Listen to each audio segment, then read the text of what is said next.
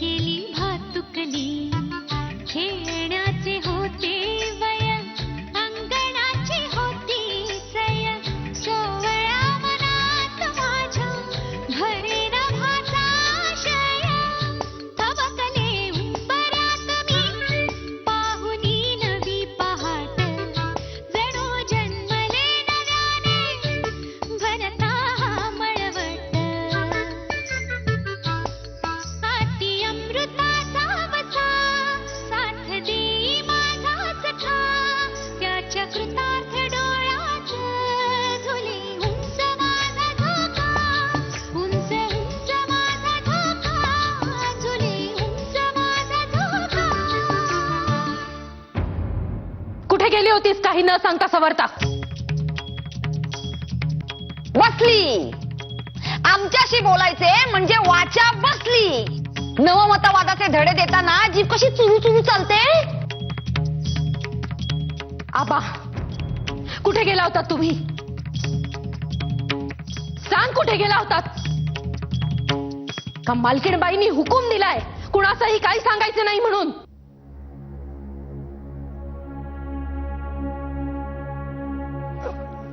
आम्ही समोरच्या वाड्यात श्रीराम रानडे यांच्याकडे गेलो होतो.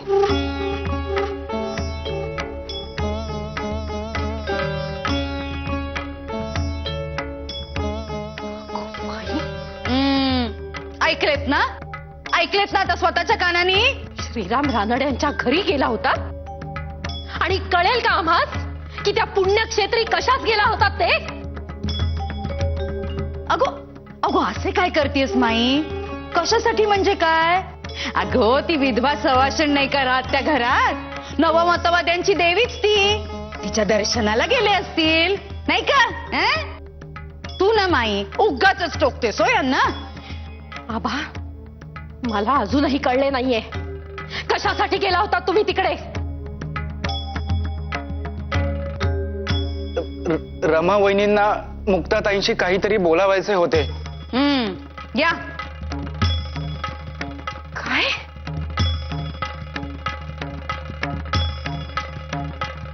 काय झाले बोलणे? काय झाले बोलणे? ते मला ठाऊक नाही. मी बाहेरच उभा होतो. ठीक आहे जा तू आता.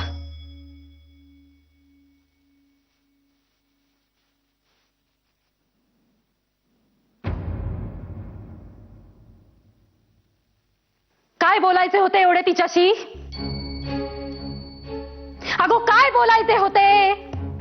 आमचा उपमर्द करून आम्ही तिला एवढे घराबाहेर काढलेले असताना काही न सांगता सवरता तिच्याच घरी भेटायला गेलीस ते आम्हाला कळू तरी दे. काय बोलायचे होते? त्या सौभाग्यकांक्षिणी मुक्ताच्या लग्नाची जबाबदारी हिच्या शिरावर आहे ना. अगो ती सवाष्ण आहे, विधवा आहे, सौभाग्यकांक्षिणी आहे का सगळेच आहे ते ठरवा तुम्ही. धर्म रीतीभाती आणि लग्न याला काय खेळ समजलात की काय तुम्ही? अरे अरे काय चालवले काय तुम्ही नवरा बायकोने? हा तो माधवा मारे मोठमोठी वचने देतो. यांनाही दिले होते साऱ्यांचा नीट सांभाळ करीत. मलाही सांगितले विहीर जवळ करू नका. पण तुला तुला सगळी मोकळीकच दिलेली दिसते त्याने. अगो मग काय अर्थ राहिला त्याच्या सगळ्या बोलण्याला? तुम्ही असे धर्म बुडवत राहिलात तर आम्हाला तोंड लपवून विहीरच जवळ करावी लागणार. अगं बोल रमे. सासूचा इथे जीव तळमळतोय पण तिथे जाऊन काय खलबते केली हे मात्र या पोरीच्या कंठातून निघत नाही.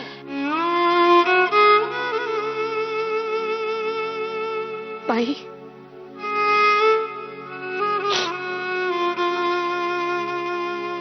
आई तिथे जाऊन मी जे काही बोलले ते स्वतः आल्यावर त्यांच्या समक्षच सांगेन मी. अगो बाई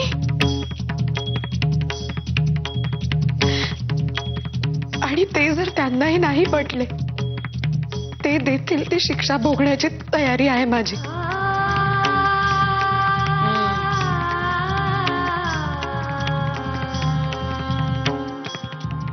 येऊ मी?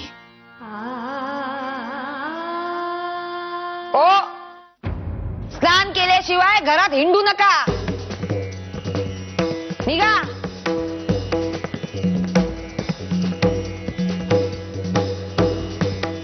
पाहिलेत ना नवऱ्याची ढाल कशी पुढे केली न ते. हिला ना कसली भीडभाडच राहिलेली नाहीये. नाही तर काय म्हणे त्यांच्या समक्ष सांगीन आणि ते जे काही शिक्षा देतील ती भोगीन. काहीतरीच. ताई माई नाही आता कळले ना तुम्हाला या घरात काय किंमत आहे कळले ना. हो कळले. आता येऊ देच माधवाला. आज या गोष्टीचा सोक्षमोक्ष मी लावतेच की नाही ते बघा.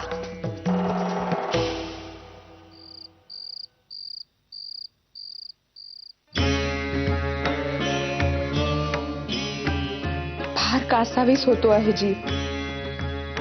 किती केविलवाणी अवस्था झाली आहे त्या मुक्तेची. विधवा असूनही सवाष्ण असल्याचे सोंग घेऊन वावरायचे. बाईक केवढे मोठे दडपण. भावानेच ही आज्ञा केली म्हटल्यावर करणार तरी काय.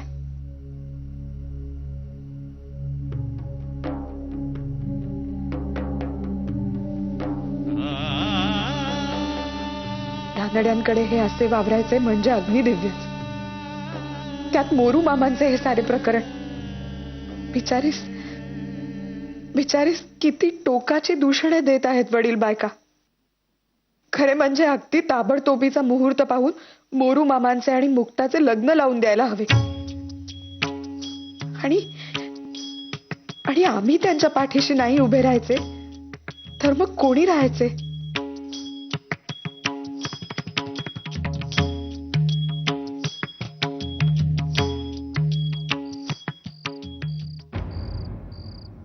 हे काय तुम्ही साऱ्या जणी येथे अशा का बसल्या आहात? मान राखायला हो मांधवा. मान? कोणाचा मान? कोणाचा म्हणजे काय आमचाच. नाही म्हटले आपणच आपला मान राखावा. उद्या तुझ्या बायकोनी हाताला धरून घराबाहेर काढण्याआधी.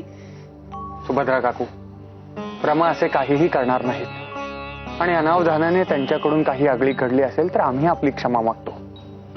पण आज चला बरे. तुझे हे नेहमीचेच झाले आहे माधवा. आणि तू कशाला क्षमा मागतोयस. तिला आधी इथे बोलाव आणि जो काही सोक्ष मोक्ष आहे तो आता इथेच लागून जाऊ देत. ताई काकू, असे बाहेर वाद घालणे योग्य नव्हे. आपण सारे आज जाऊया. येथे हे वाद वाढव. अगो बाई, म्हणजे जो काही वाद होतोय तो आमच्याच मुळे का. अरे जिच्यामुळे हे वाद होत आहेत ती गेली पळून हातावर तुरी देऊन. आणि बोल काय तो फक्त आम्हाला. ताई काकू, थोड्याच दिवसात आम्हास नाशकास रुजू व्हावे लागेल.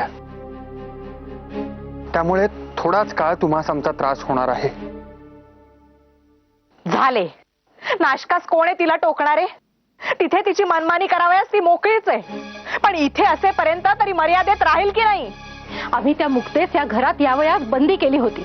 हे सगळे माहीत असताना आमची परवानगी न घेता काही न सांगता सवरता तिच्याच घरी गेली आणि काय बोलायला गेली हेही सांगायला तयार नाही. याला आम्ही मनमानी नाही म्हणायची तर काय म्हणायचे माधवा. माया मी पाहतो. असेच गुळूमुळू बोला आणि आमची तोंडे बंद करा आणि मग स्वतःला काय हवे तेच खरे करा. माई, एक शब्द बोलू नकोस माधवा. त्या मुक्तेने विधवा असून सवाष्णपण पांघरून या घरात जो काही भ्रष्टाचार माजवलाय ना त्यासाठी गृहशांती करतोय आपण उद्या. तिथे हजर राहा म्हणजे झाले. माई, या असल्या गोष्टी आम्ही मानित नाही हे आपल्याला चांगलेच ठाऊक आहे. हो, पण तुझेच अर्धांग त्या समोरच्या घरात जाऊन शिवाशिव करून आले आहे त्याचे काय.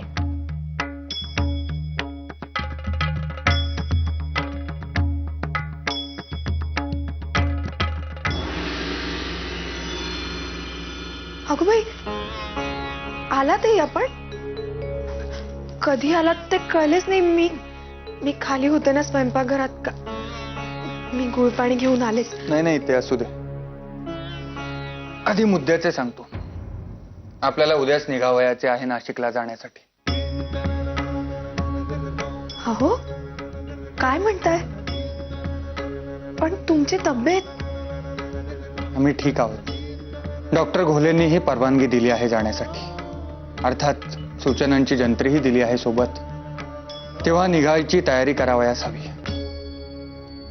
तुम्ही, आम्ही आणि आबा पूर्वी ठरल्याप्रमाणेच. रमाबाई, मुक्ताचे प्रकरण असे अर्धवटच सोडून जायचे?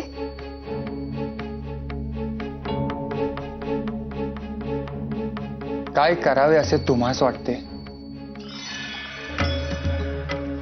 पुन्हा माझ्यावर अहमपणाचा आरोप नको व्हायला. रमाबाई, अनवट वाट धरली म्हणजे आरोप हे होणारच. आपले काय चुकते आहे याचा धांडोळा घेत घेतच प्रगल्भता येते माणसास. मांडा, तुमचे विचार मांडा. मला असे वाटते की मुक्ता आणि मोरू मामांचा विवाह ताबडतोबीने लावून द्यावयास हवा. त्यांच्या पाठीशी आपण सुधारणावाद्यांनीच उभे राहावयास हवे, नाही का? तुमचे म्हणणे बरोबरही आहे आणि चूकही. म्हणजे मुक्तेविषयी असलेल्या कळवळ्यातूनच तुम्ही हे उद्गार काढलेत आणि हे रास्तच आहेत. आपण मुक्तेच्या पाठीशी आहोतच. होय ना स्वतः? होय, परंतु सुधारणा म्हणजे घे सुरी आणि घाल उरी असे करणे नव्हे. सुधारणेच्या बाबतीत केलेली घाईगर्दी सुधारणेच्याच मुळाशी येण्याचे प्रसंग येतात. तेव्हा आम्ही तुम्हास काय सांगतो आहोत त्याकडे नीट लक्ष द्या. आपण मुक्ताच्या पाठीशी असावयास हवे आणि आपण आहोतच, परंतु मोरू मामांच्या नाही. त्यांना आता जरी पश्चाताप झाला असला तरीही वारंवार त्यांचा मूळ स्वभाव उफाळून येतो याचे उदाहरण आपण पाहिलेलेच आहे.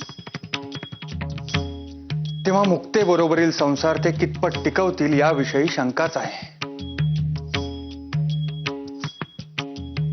आणि दुसरी गोष्ट म्हणजे या विषयाच्या बाबतीत माईंनी जे पाऊल उचलले आहे त्यावरून मुक्तासोबत विवाह झाल्यानंतर त्यांना या घरात थारा मिळणार नाही आणि स्वतंत्रपणे समाजाचा विरोध पत्करून स्वबळावर ते टिकाव धरू शकतील असे आम्हास वाटत नाही. त्यांनी आता सुधारणेचा अवजरी आणला असला तरी तो केवळ स्वार्थापोटीच आहे. अहिल्याच्या बाबतीत काय घडले आणि कोल्हापुरास त्यांनी परस्पर तिसरा विवाह केला हे आपल्या ध्यानी असेलच. तेव्हा मुक्तेची जबाबदारी त्यांच्यावर सोपविणे योग्य नाही. पण मग मुक्तेस आपण वाऱ्यावर सोडून देणार का?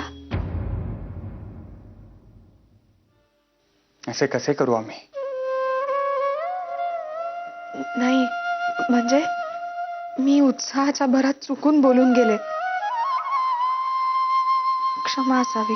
मुक्ताच्या भावाने अत्यंत धैर्याने तिच्या केशवपनास विरोध केला आणि तिला पुण्यास घेऊन आला.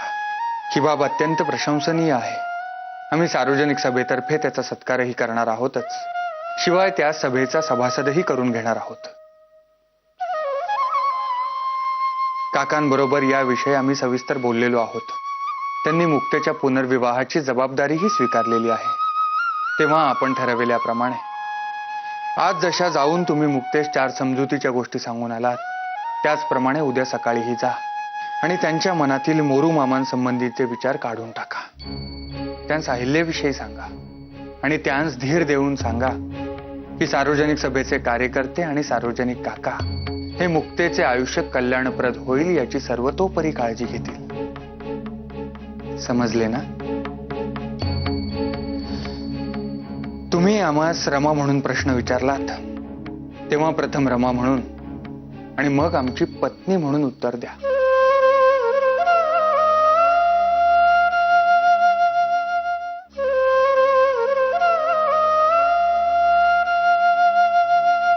आपले म्हणणे पटले मला. मुक्तेस आपण वाऱ्यावर सोडित नाही हे महत्वाचे होते. सार्वजनिक काका आणि सभेचे कार्यकर्ते तिची जबाबदारी घेत असतील तर चिंतेचे कारणच नाही. आणि खरे सांगू का, मी मोरू मामांबद्दलचा हा असा विचार त्यांचा भूतकाळातील इतिहास आणि भविष्यकाळातील शक्यता डोळ्यांसमोर ठेवून केलाच नव्हता. त्या दृष्टीने या साऱ्याकडे पाहिल्यावर एक अगदी निराळे चित्र दिसले मला. अभिनिवेश आणि घाई ही सुधारणेच्या मार्गातील मोठा अडसर आहे. हे सत्य आज अगदी नीट उमगले. स्वतः आपल्या विद्वत्तेविषयी सारे जण नेहमी बोलतात. आपल्या ठायी असलेले सामंजस्य आणि निपक्षपातीपणा यांविषयी सारे नेहमीच आदरानेच बोलतात. परंतु त्याचा थेट प्रत्यय आज मला आला. एखाद्या घटनेविषयी चारी बाजूंनी पूर्ण विचार करून मगच आपले मत बनविणे किंवा निर्णय घेणे का आवश्यक असते ते मला कळले.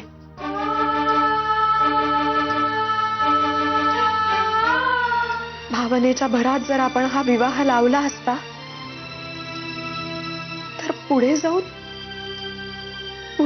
मुक्तेस यातना होण्याचाच प्रसंग ओढवला असता कदाचित. आणि मग त्यानंतर आपल्या मनात जे क्लेश झाले असते ते स्वतः रमा म्हणून आज हे सारे हत्ती लख्ख उमजले.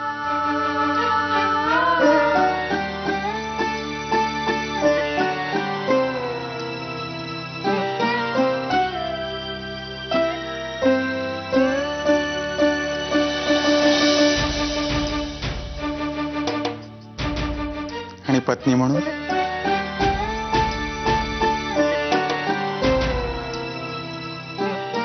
पत्नी म्हणून हे ध्यानी आले की या साऱ्या घटनांमुळे मुक्तेच्या आयुष्यात जे वादळ उठले ते शमविण्यासाठी आपण जशी पावले उचलली तशीच घरातील वादळ शमविण्यासाठी सुद्धा आपल्यालाच पावले उचलावयास हवीत. स्वतः आपण मागे एकदा म्हणाला होता, नवमतवाद्यांना तलवारीच्या धारेवरूनच चालावे लागते. सनातनी विचारांची परंतु स्वतःच्याच रक्ताची मायेची माणसे एकीकडे आणि नवमतवादाशी तडजोड न करण्याचा आपला निश्चय दुसरीकडे. यातली सीमारेषा ही खरोखरीच तलवारीच्या रेषेप्रमाणेच आहे. स्वतः मी आपणास शब्द देते, यापुढे अभिनिवेशापोटी मी कोणताही आतताईपणा करणार नाही. उद्या नाशकास निघण्यापूर्वी घरातील साऱ्या वडीलधाऱ्या बायकांना आश्वस्त करूनच निघेन मी. म्हणजे तुमच्या मनात उठलेले उलट सुलट विचारांचे आणि आमच्या विषयीच्या शंकांचे वादळ पूर्णपणे शमले म्हणावयाचे.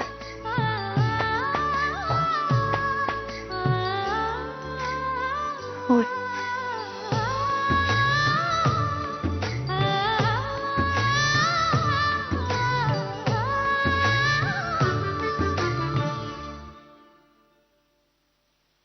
झुले